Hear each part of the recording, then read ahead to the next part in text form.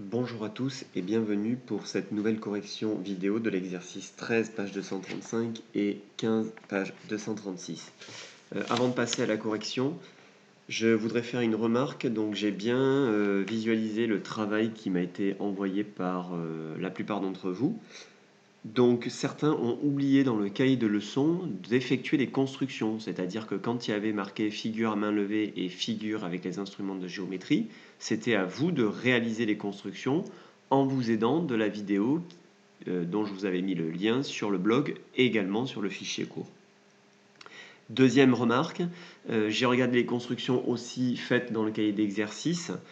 Certains ont besoin vraiment de regarder à nouveau les vidéos d'explication de construction, puisque au premier coup d'œil, même sans mesurer, je m'aperçois qu'il y a de grosses erreurs de construction. Donc il faudra, en regardant la correction de manière sérieuse, refaire les constructions pas à pas en regardant les différentes étapes. Donc j'attends de vous ce travail et quand je relèverai les cahiers au retour du collège, il faudra que les corrections soient prises correctement. Vous aurez aussi une note d'investissement à la fois sur le cahier de leçon et une autre note d'investissement sur le cahier d'exercice pour voir si vous avez bien respecté les consignes. Alors on y va pour la correction dans l'exercice 13. C'était comme dans l'exercice 12, il fallait faire une figure à main levée. La seule différence est qu'ici, nous avions des triangles avec des particularités. Le premier triangle POL, c'est un triangle isocèle en P. Donc nous allons effectivement placer le sommet principal P, les deux côtés de même longueur PO et PL. Et ensuite donc indiquer les longueurs sur la figure. Le deuxième triangle, le triangle DYS, est également un triangle isocèle en Y. Donc on place le sommet principal Y, les sommets D et S, et puis on va venir coder donc la mesure de l'angle de la longueur DS et la mesure de l'angle principal Y. La figure C est également un triangle isocèle GEH isocèle en G. Donc de la même façon, on n'oublie pas de coder que les deux côtés sont de même longueur et on place les angles. Le quatrième triangle est un triangle équilatéral, donc cette fois-ci trois côtés de même longueur qui mesurent chacun 5 cm. Donc on reporte sur chacun des côtés la longueur 5 cm.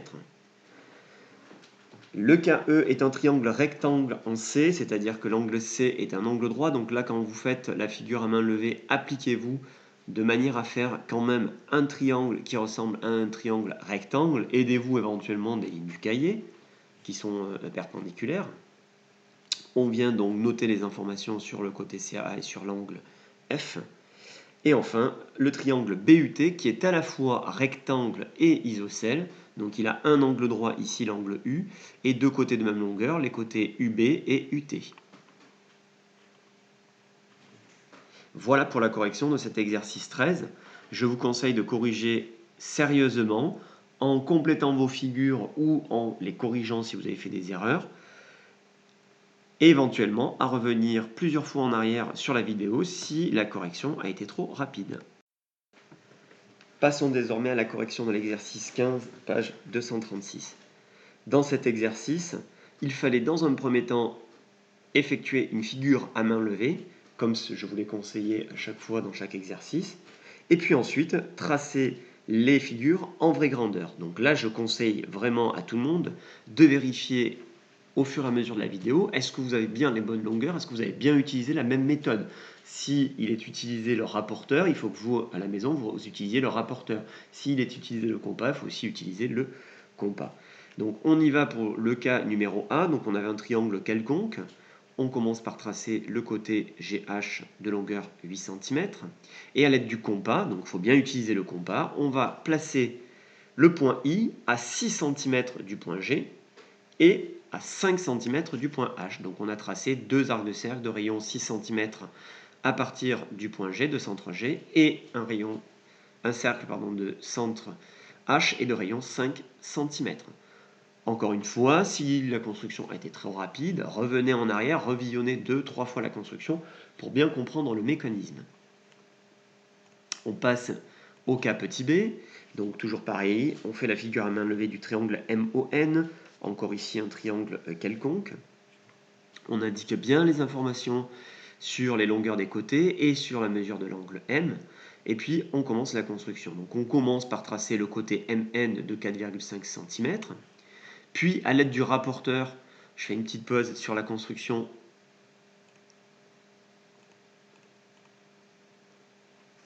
Alors, je vais replacer le rapporteur. On place bien le centre du rapporteur sur le sommet M. Et on veut donc construire un angle qui mesure 48 degrés. Donc, je vais utiliser la graduation de droite. 10, 20, 30, 40, 48 degrés. On se fait une petite marque. Et à l'aide de la règle, je vais venir tracer la demi-droite. D'accord? Donc, je reviens sur la petite marque. Hop, on vient tracer la demi-droite. On prolonge.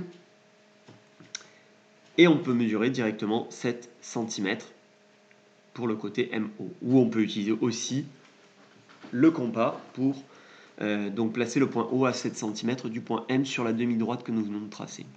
Le cas petit c, cette fois-ci nous avons un triangle DEF, donc pareil, on code correctement la figure.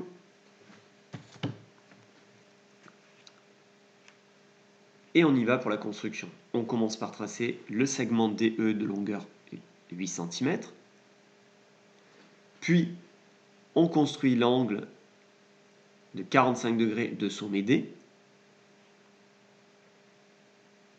Donc, je vais vous faire une petite pause là sur le rapporteur, mais vous pouvez faire une petite pause sur la vidéo. Donc, regardez, encore une fois, on veut construire l'angle E qui mesure 28 degrés. On place le centre du rapporteur donc sur le sommet E et le 0 donc bien aligné sur le segment DE. Et puis ici, on va utiliser donc la graduation de gauche, puisque le 0 est à gauche sur, sur la demi-droite ED. Et on y va, donc on va réaliser 10, 20. Alors on est là entre 20 et 30, donc on va utiliser les petites graduations qui sont ici, 21, 22, 23, 24, 25, 26, 27, 28. Et donc on va placer une petite marque ici à 28 degrés. On prend la règle et on trace la demi-droite. Et à l'intersection de nos deux demi-droites tracées, on obtient le point F. Dernière construction, la construction D. Donc on a un triangle ABC, toujours pareil. On trace son triangle à main levée. On fait attention, il y avait un angle obtus, donc plus grand que 90 degrés. Essayez de le respecter, ça, à main levée. Même si on avait dit dans une vidéo précédente que ce n'était pas très grave. Mais c'est quand même mieux pour la construction. On trace donc le segment AB de longueur 4 cm.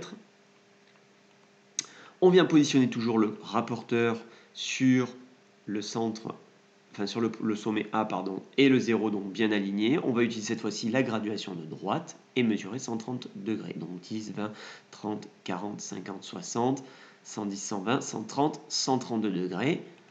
On va venir faire une petite marque ici et tracer donc un segment de longueur 6,7 cm ou une demi-droite. Là, c'est une demi-droite, puis on va venir au compas. Vous pouvez le faire à la règle, c'est pas un problème. Reporter 6,7 cm. Et puis, il ne nous reste plus qu'à tracer le côté BC.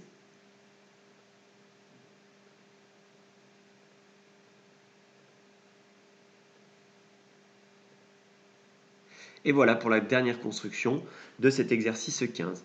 Donc, il faut impérativement savoir refaire les exercices 14 et 15, qui sont donc la compétence « Je sais construire un triangle connaissant 3 mesures ». Et donc, il faut savoir maîtriser les différents cas de ces deux exercices. Voilà pour la fin de cette vidéo. J'espère que vous corrigerez correctement les exercices et que dans votre cahier d'exercice, quand je les relèverai, je pourrai voir la correction prise avec sérieux. Je vous dis à mardi pour la correction des prochains exercices.